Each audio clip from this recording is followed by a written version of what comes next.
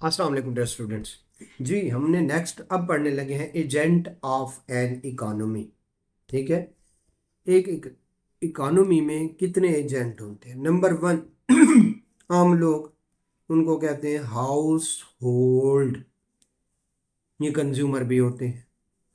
फिर है firms, seller, इनको प्रोड्यूसर भी कहते हैं।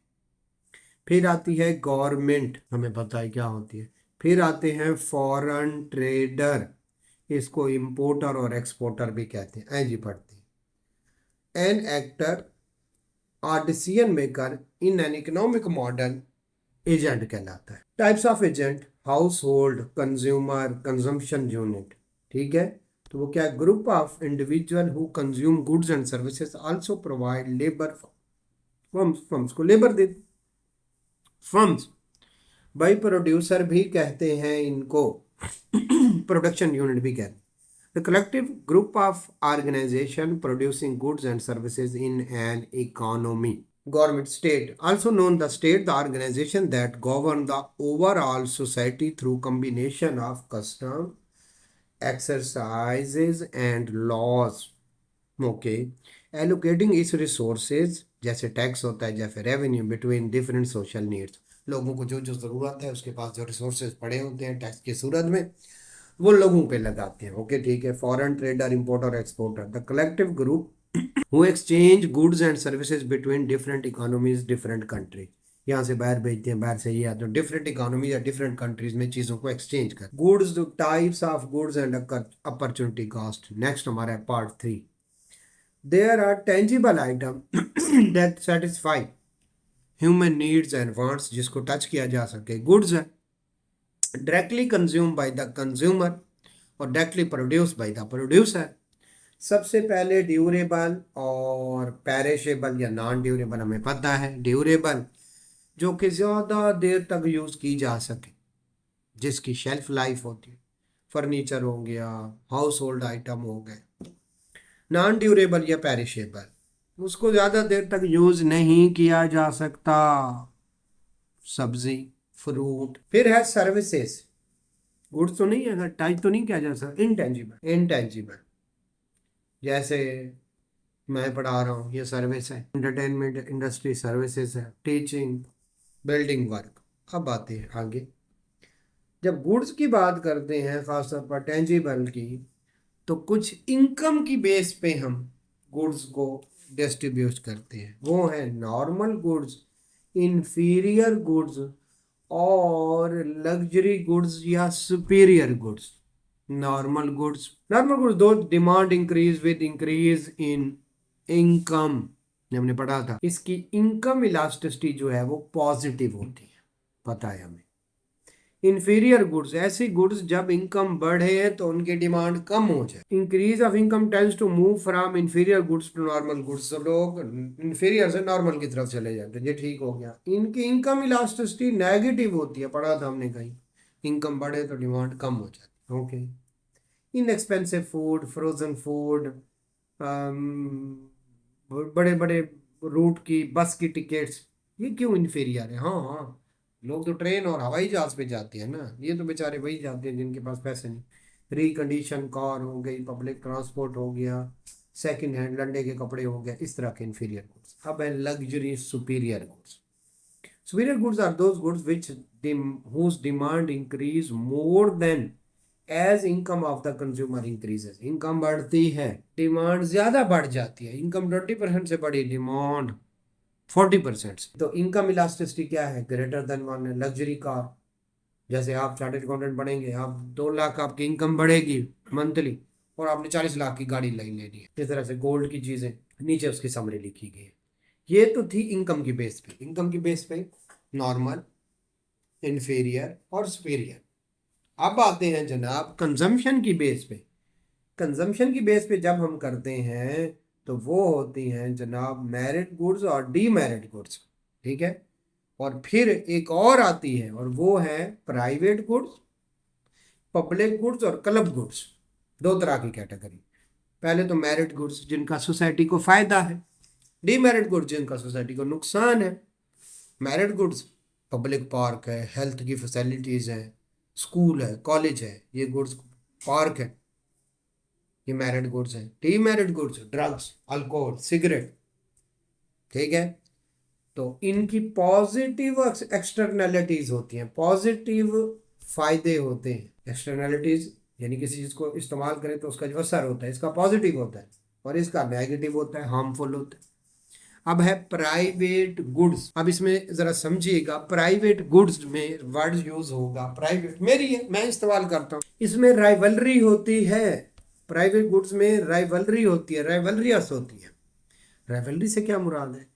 एक इस्तेमाल करता है तो दूसरों को प्रिवेंट करता है। मेरी चीज़ है, मैं इस्तेमाल करूंगा, जैसे ये लैपटॉप है, ये मोबाइल है, मैं इस्तेमाल करूंगा, दूसरा इस्तेमाल नहीं कर सकता एक वक्त में।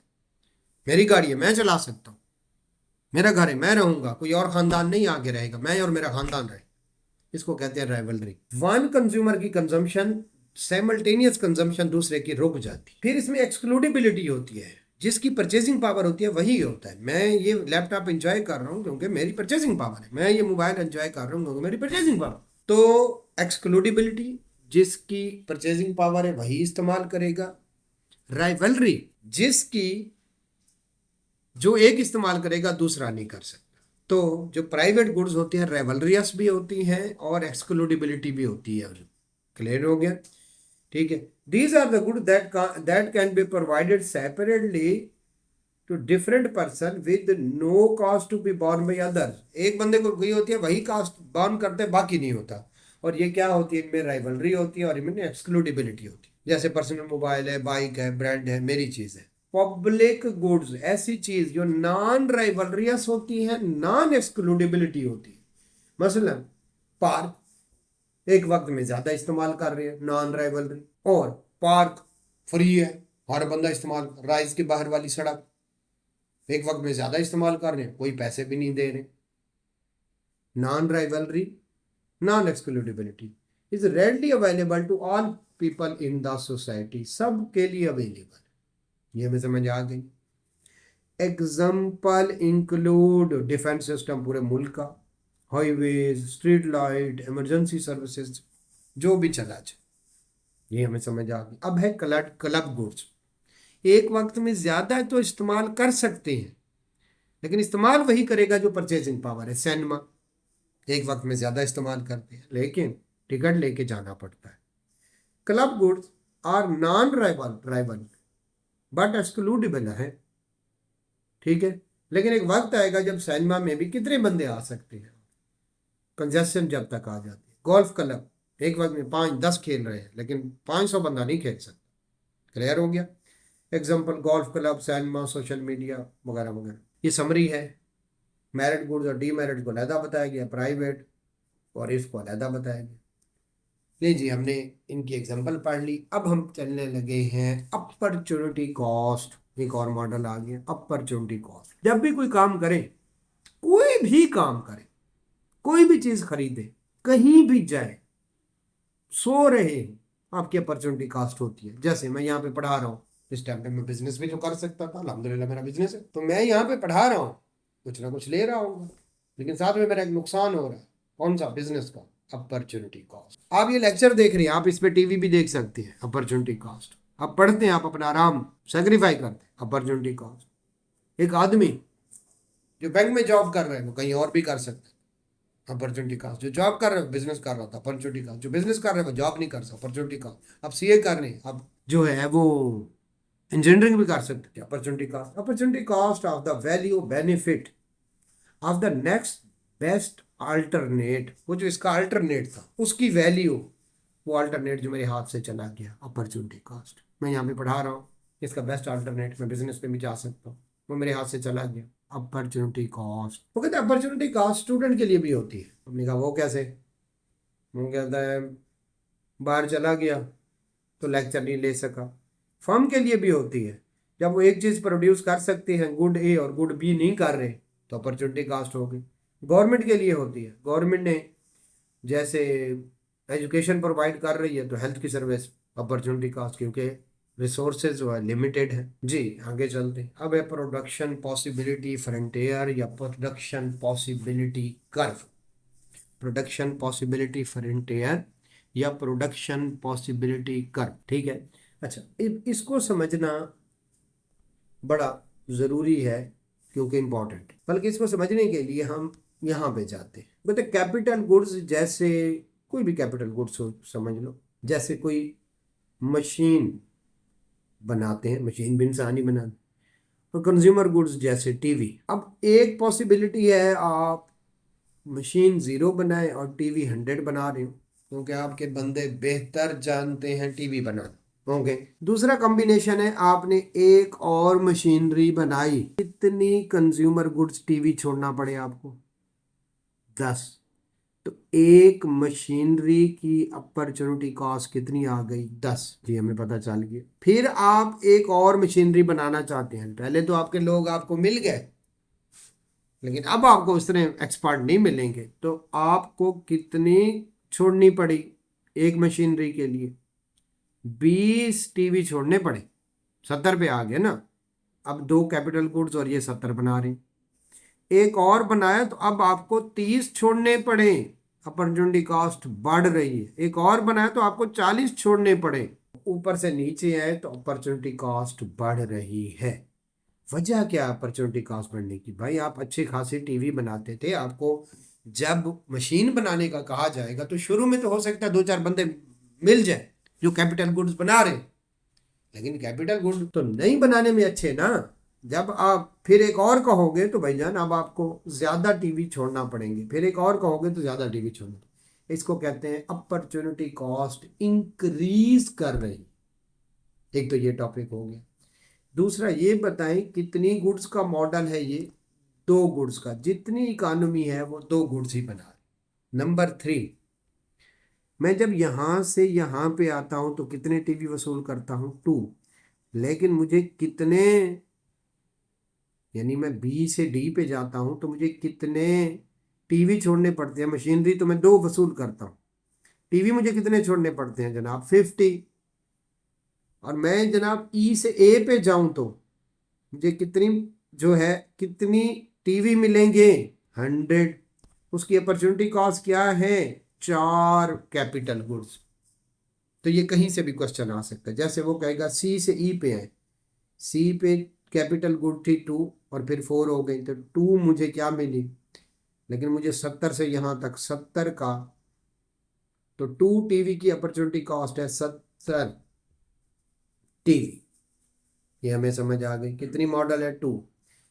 आप पूरा जोर लगा के ए पे, बी पे, सी पे, डी पे, अगर ए पे खड़े हैं तो पूरा जोर लगा के 0 और 100 प्रोड्यूस कर रहे हैं। बी पे खड़े हैं तो पूरा जोर लगा के एक टीवी और 90 कंज्यूमर गुड्स बना रहे हैं। 2 सी पे हैं तो 2 कैपिटल गुड्स और 70 क्या बना रहे हैं जनाब? Consumer goods. जी हमें समझ आ गए। ठीक है, टेक्नोलॉजी ने चेंज नहीं होना। ओके, यहाँ पे आ जाए। ये सारे मॉडल यानी 100 टीवी और 0 कैपिटल गुड्स, 90 टीवी और 1 मशीनरी, 70 टीवी और 2, ये सारे मिला के बी सी डी और ई, 4 टीवी और 0, सॉरी 4 मशीनरी और 0 टीवी, तो ये सारे मिला के ये जो लाइन बनती है इसको कहते हैं प्रोडक्शन पॉसिबिलिटी कर्व या प्रोडक्शन पॉसिबिलिटी फ्रंटियर। सारा जोर लगा के या तो मैं 0 मशीनरी के साथ 100 टीवी बना सकता हूँ, या मैं एक मशीनरी बनाऊं तो मैं 90 टीवी बना सकता हूं। इसका मतलब है मैं एफिशिएंटली जोर लगाऊं तो या तो मैं ए पे हूंगा या बी पे या सी पे या डी पे या ई पे। लेकिन अगर मैं खड़ा हूं जी पॉइंट पे, नहीं नहीं भाई डी पे होना चाहिए, मतलब क्या? 40 टीवी के साथ 3 मशीनें होनी चाहिए। जी पॉइंट में 40 टीवी के साथ मैं 2 पे हूं, ये इनएफिशिएंसी है। या मैं यहां पे खड़ा हूं 70 के साथ मुझे 2 मिलने चाहिए थे कैपिटल गुड्स, मैं कितने ले रहा हूं? 1। तो मैं इस जी पॉइंट पे इनएफिशिएंट हूं। जी मुझे समझ आ गई, इनएफिशिएंट हूं मैं जी पॉइंट पे। अच्छा, मैं एज पॉइंट पे जा सकता हूँ? इधर नहीं जा सकता, वो मुझे एक और प्रोडक्शन पॉसिबिलिटी कर्व पे मिले। एज पे मैं नहीं जा सकता, इम्पॉसिबल है। एक तरीका है जब ग्रोथ हो इकोनॉमी में तब जा सकता हूँ। ग्रोथ कैसे होती है?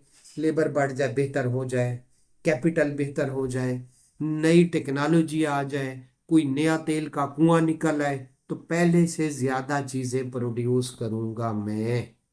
ठीक है। अच्छा, ये जो इसकी शेप है इसको कहते हैं कनकेव। कनकेव का मतलब है आप ए से बी, बी से सी, सी से डी पे आओगे तो अपॉर्चुनिटी कॉस्ट बढ़ेगी। पहले आपने 10 छोड़े, फिर 20 छोड़े, फिर 30 छोड़े और फिर 40 छोड़े। क्लियर हो गया? ये कनकेव है, ये कन्वेक्स है। इसका मतलब है जब ऊपर से नीचे आएंगे तो अपॉर्चुनिटी कॉस्ट कम होगी, अभी अपॉर्चुनिटी कॉस्ट बढ़ रही है। ये सीधी लाइन है, इसमें अपॉर्चुनिटी कॉस्ट बराबर रहती है। जी हमें पता चल गया। ऐ जनाब हम पढ़ते हैं। Production possibility curve shows different combination of two goods of an economy that can produce efficiently, A B C D E सारे efficiently थे, using scarce resources in the given technology। या प्रोडक्शन पॉसिबिलिटी फ्रंटियर या curve demonstrates those basket of goods, चंद एक चीजें, which यानी दो चीजें, which can be produced और रिसोर्सेज को यूज करते हो of an economy come employed efficiently. जब एफिशिएंटली वो तो कहता है, आप प्रोडक्शन पॉसिबिलिटी फ्रंटियर को समझते हैं तो कुछ की कंसेप्ट आपको समझने पड़ेंगे। हमने कहा समझाएं की कंसेप्ट। वो कहता है ट्रेड ऑफ है। ट्रेड ऑफ, एक चीज को ज्यादा बनाएंगे तो दूसरी कम हो जाएगी, एक को कम करेंगे तो दूसरा। चॉइसेस आपकी मर्जी है, 0 और 100 की चॉइस कर लें, 1 एंड 90 की कर लें, 2 एंड 70 की कर लें, and so on. Efficient and inefficient use होता है। Efficient A B C D E, G point पे आपका इनएफिशिएंट था, एच इम्पॉसिबल। ग्रोथ भी होती है, यस ग्रोथ होती है, नए रिसोर्सेज आ जाए। लेबर पिछले साल 17 साल की थी, इस दफा 18 साल की होगी, यस ग्रोथ हो जाएगी। और इंक्रीजिंग अपॉर्चुनिटी कॉस्ट, यस हम जब ए से बी, बी से सी, डी से आए, हमने देखा था पहले 10 की अपॉर्चुनिटी कॉस्ट, फिर 20 की, फिर 30 की अपॉर्चुनिटी कॉस्ट बढ़ रही। फार्मूला छोड़ दें हम। एजम्पशंस, प्रोडक्शन पॉसिबिलिटी की कुछ एजम्पशन है। नंबर 1, हम रिसोर्सेज को एफिशिएंटली यूज कर रहे हैं, ए पे, बी पे, सी पे मुसलसल यूज कर रहे हैं एफिशिएंट। फुल एम्प्लॉयमेंट, जितने भी रिसोर्सेज हैं वो फुल्ली एम्प्लॉयड है, सारे रिसोर्सेज लगा के, या ए मिलेगा या बी मिलेगा या सी या डी या ई। इनपुट रिसोर्सेज फिक्स है, कोई नई चीज नहीं आ रही, बस यही रिसोर्सेज है हमारे। और टू गुड का मॉडल है, दो चीजों का, और टेक्नोलॉजी में चेंज ना आए। आगे हमने टेबल भी पढ़ लिया, आगे हमने डायग्राम पढ़ा। ठीक है। फिर कहते हैं पॉइंट्स ऑन, जो है वो अगर हम सारा वो करें कंसेप्ट एफिशिएंसी, ठीक है, पॉइंट सी पॉइंट डी, तो जो है वो हमारी, अगर हम एक से दूसरे पॉइंट पे जाते हैं तो परसेंट, जो जी है वो किसको ज़ाहिर करता है? इनएफिशिएंसी को। और एच जो है वो अनअटेनेबल है, क्यों? स्कार्सिटी की वजह से। Properties, properties of production possibility curve हमने क्या है, मतलब डाउनवर्ड स्लोपिंग है, लेफ्ट टू राइट, जब इधर से इधर जाते हैं या नीचे की तरफ जाते हैं, हमें पता है। और दूसरा कनकेव टू रीजन है, हमें पता है। कहते क्यों कनकेव टू रीजन है? एक तो लॉ ऑफ डिमिनिशिंग रिटर्न, रटा लगाना पड़ेगा। दूसरा, भाई कुछ रिसोर्सेज कुछ चीजों के लिए कंपैटिबल होते हैं, कुछ के लिए नहीं होते। गंदम के लिए जो कंपैटिबल है उसमें चावल लगाएंगे तो आपको अपॉर्चुनिटी कॉस्ट बढ़ेगी और आपको रिटर्न कम मिलेगा। ये हमें समझ आ गया। ठीक है। तो इसका मतलब है वो टीवी बनाने के लिए कंपैटिबल थे, वो मशीनरी बनाने के लिए नहीं था। जैसे जैसे मशीनरी बनाते जाएंगे आपकी अपॉर्चुनिटी कॉस्ट बढ़ती जाएगी। ये हमें समझ आ गई। क्या शिफ्ट हो सकता है फॉरवर्ड प्रोडक्शन पॉसिबिलिटी में? यस शिफ्ट हो सकता है। एक्सपेंशन इन प्रोडक्टिव पोटेंशियल अगर हो जाए तो शिफ्ट हो सकते हैं, जैसे डॉक्टर, इंजीनियर, ह्यूमन रिसोर्सेज बढ़ जाए, इस तरह से बाकी चीज़ें बढ़ जाएं, जैसे increase in available resources, quantity and quality of labour बढ़ जाए, लेबर पहले से ज़्यादा हो जाए, उसकी ट्रेनिंग हो जाए, या फिर क्या है टेक्नोलॉजिकल प्रोसेस आ जाए, नए रिसोर्सेज आ जाए, तो हम एज पॉइंट तक जा सकते हैं। लीजिए हमारा लेक्चर कंप्लीट हुआ। ठीक है। तो इस लेक्चर में हमने तकरीबन, हमने सिर्फ और अब इकोनॉमिक सिस्टम रह गया, बाकी सारा हमने कर लिया हुआ है।